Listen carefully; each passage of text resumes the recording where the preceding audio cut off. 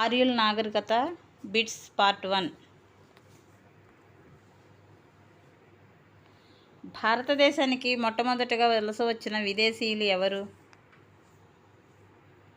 Answer ఆర్యులు.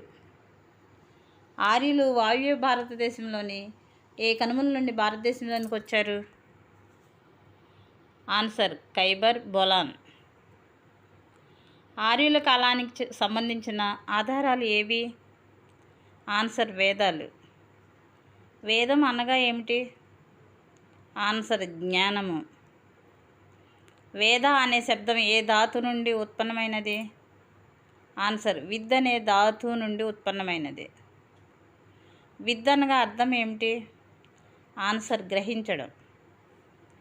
ఆర్యులు మొట్టమొదట భారతదేశంలో ఏ ప్రాంతాన్ని ఆక్రమించారు?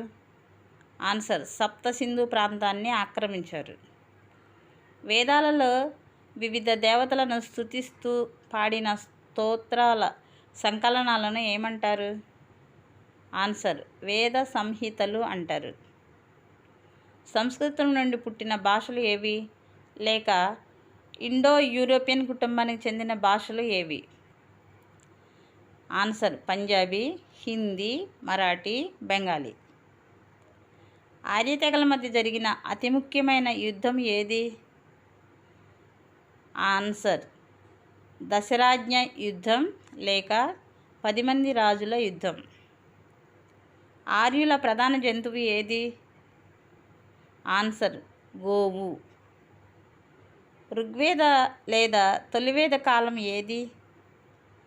ఆన్సర్ క్రీస్తుపూర్వం 1500-1000 సంవత్సరాల మధ్య. మలివేద కాలం ఏది? ఆన్సర్ క్రీస్తుపూర్వము 1600 సంవత్సరాల మధ్యకాలం. ఋగ్వేదంలో ఉండే విభాగాలను ఏమంటారు? ఆన్సర్ మండలాలు. ఋగ్వేదాన్ని ఎన్ని మండలాలుగా విభజించారు? ఆన్సర్ 10 మండలాలుగా. ప్రసిద్ధి చెందిన గాయత్రి మంత్రం ఎందులో ఉంది? ఆన్సర్ ఋగ్వేద సంహితలో ఉంది. శ్రావ్య వేదం అని పేరు గల వేదం ఏది? ఆన్సర్ సామవేదం. క్రతు సూత్రాల వేదం అని ఏ వేదానికి పేరు? ఆన్సర్ ఋగ్వేదానికి పేరు. తొలివేద కాలంలో రాజుకు సామంతులు కట్టు కప్పం లేదా పారితోషికాలను ఏమనేవారు? ఆన్సర్ బలి అనేవారు. తొలివేద కాలంలో గ్రామ సముదాయాన్ని ఏమనేవారు? ఆన్సర్ విస్ అనేవారు. తొలివేద కాలంలో గ్రామానికి నాయకుడు ఎవరు? ఆన్సర్ గ్రామణి. తొలివేద కాలంలో విస్సుల సముదాయాన్ని ఏమనేవారు? ఆన్సర్ జన లేక తెగ. ఋగ్వేద కాలంలో తెగ నాయకుడిని ఏమనేవారు? ఆన్సర్ రాజన్.